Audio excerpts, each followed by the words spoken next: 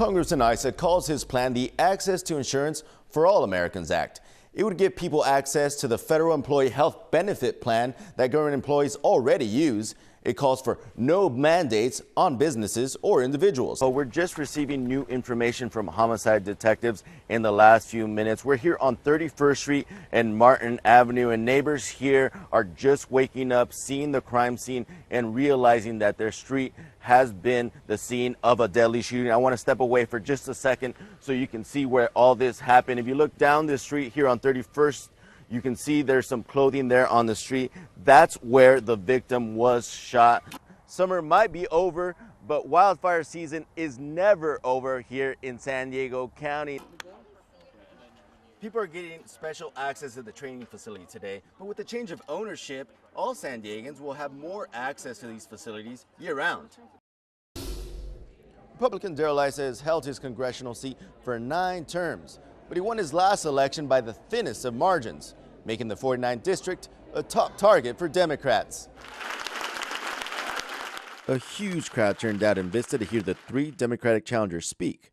Real estate investor Paul Kerr highlighted his humble beginnings and tried to relate to the daily struggles voters face.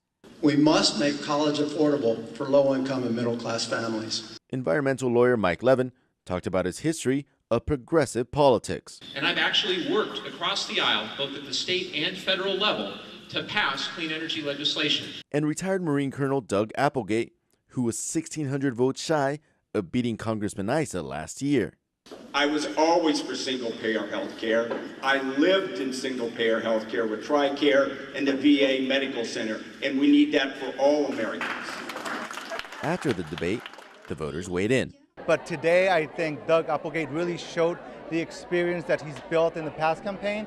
Kerr, I think, has a way to go. He really has to dig in a little more. There is a need for change in the type of representation, particularly that Latinos have.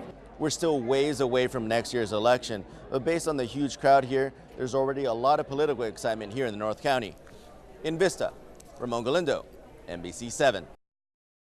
Terrorists go after everybody, and my dad was threatened. Those threats of violence forced 14-year-old Osama Abdulaziz and his family to leave their home in Baghdad.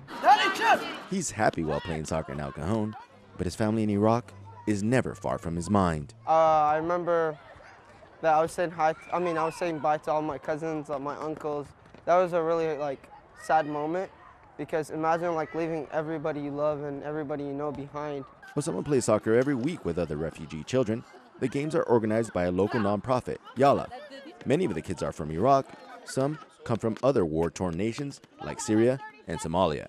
Many of these children still communicate with their families who live in war zones.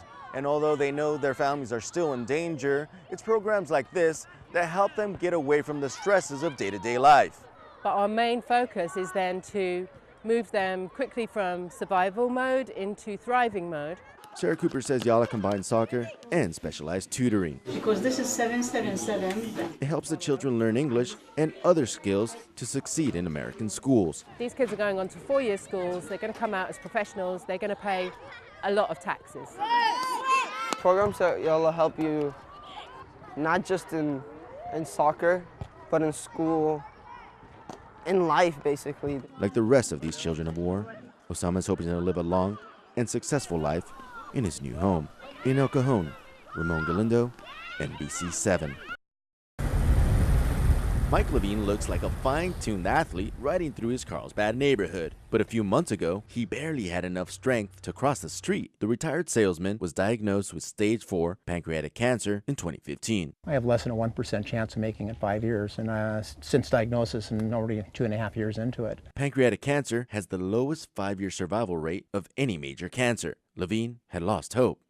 We were petrified. We figured this was close to the end. But his wife Jan wouldn't let him give up. I knew if I could somehow or rather get some of those old friends of his, people he knew way back when that he admired, if I could get them around him, maybe the spark would happen. After meeting up with triathletes including Ironman champion Kathleen McCarthy, Levine regained his will to survive. I'm going to go out and do what I want and not let cancer control me, and I'm going to do Ironman. I have watched him come back to life, like he had given up hope.